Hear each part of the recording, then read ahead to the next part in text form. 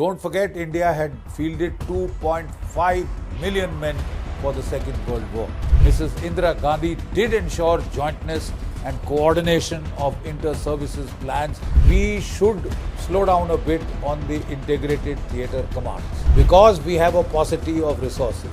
The Air Force was supposed to be 42 squadrons. It is just down to 30 squadrons.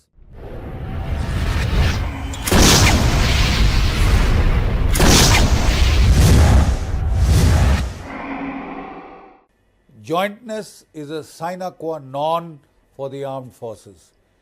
For success in war in the present era, you just cannot do without jointness, without integration of the three services into an absolutely unified whole. And then this, the overall impact of synergy is greater than the total of its parts. That is the essential philosophy of jointness. Second World War showed us the need for jointness, and it showed us jointness in action. The first thing that we saw of jointness was the German concept of the Blitzkrieg, where the German panzer formations linked up with radio communications with the Stuka dive bomber formations, and they could now race ahead beyond the speed of wheeled artillery, which used to follow up. But the Stuka dive bombers could mass effects, mass firepower in the path of advancing panzer columns that would go like a rod of lightning. Blitzkrieg is the word that became so famous in the Second World War. Then we saw the Japanese Navy combine naval aviation with the aircraft carriers, battle groups, who totally destroyed the American battleship fleet at Pearl Harbor. And they changed the entire face of naval warfare, and aircraft carriers became the future of all naval combat. America had 18 aircraft carrier battle groups in the Second World War. Japan had 11.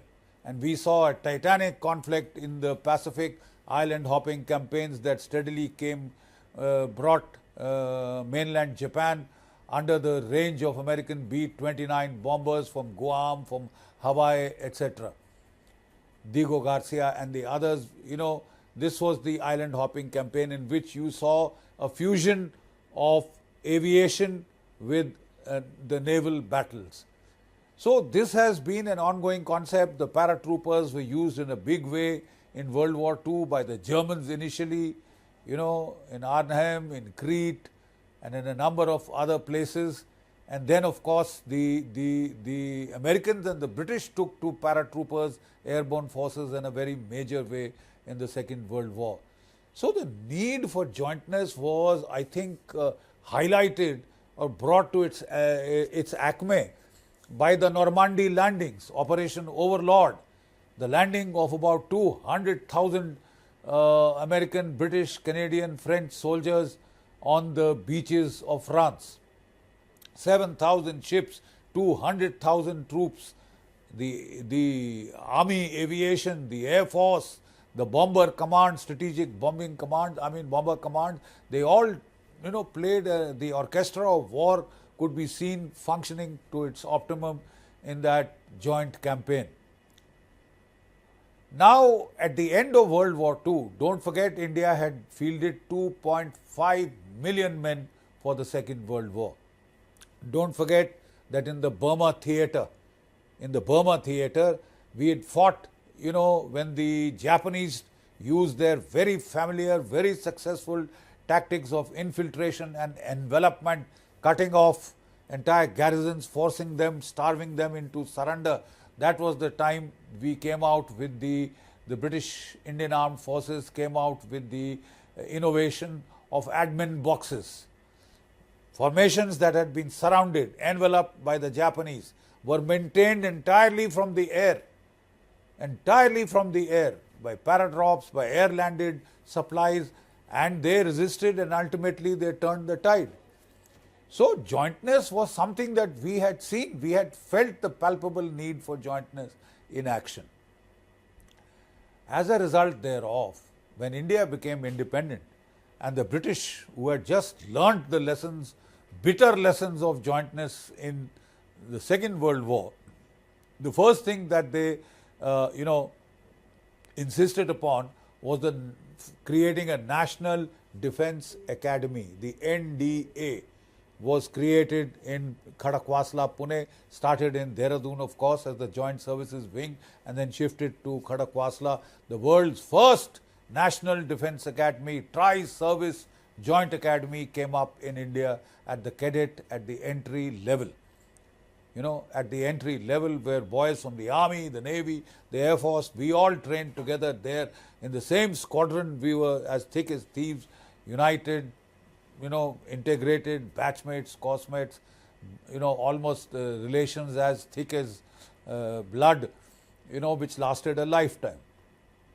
So we had started on a very good note with our jointness, but then I'm afraid, as the World War II memories receded, faded, the three services, like services all over, fell back to their familiar feuds and competition and turf wars, etc., which are overall very disruptive of inter-services synergy. Unfortunately, the bureaucrats felt that it was a damn good thing to play one service off against the other so that they would rule, because they had unfortunately very little exposure to matters military. And to make it up, they would pit one service against the other, and it was pathetic the way the initial impulse towards jointness was watered down. It was the 65 war when the first litany of problems between the Army and the Air Force arose. The Army felt that the Air Force had not been responsive enough. It had been trying to win a single service air war with the Pakistani Air Force. It had not allocated adequate resources to the ground battles, to winning the ground battles, which they felt were decisive. The Air Force felt that once they had gained air supremacy, air superiority, local air superiority, they would be able to help in a much better manner. So how much inter-se resources you would give to offensive air operations or to ground attack operations. I mean, those were the things that problems were highlighted by the actual combat, where we for the first time fought at the operational level of art against Pakistan. We had used one strike corps and about 4 defensive corps had been used in that war. Very major learning exercise for our senior commanders. 71 war saw jointness come in because of the chemistry between the three service chiefs. Field Marshal Sam Manekshaw arose virtually as the CDS. He had the ear of the Prime Minister, and that helped us to enforce jointness. And I must say, in due fairness, Mrs. Indira Gandhi did ensure jointness and coordination of inter-services plans with what the Foreign Ministry was saying and doing. For example, we had the Indo-Soviet Treaty of Friendship and Cooperation, which went a long way to helping us in this particular war. The plans of the three services were presented jointly to the Prime Minister, so with the other two services listening in, so that they could coordinate their plans. I think it was very well orchestrated. That is the model we should go by. Now, once again, after that war was over, we fell back to our familiar squabbling between services. It's not something peculiar to the Indian Armed Forces. Services the world over have these turf wars.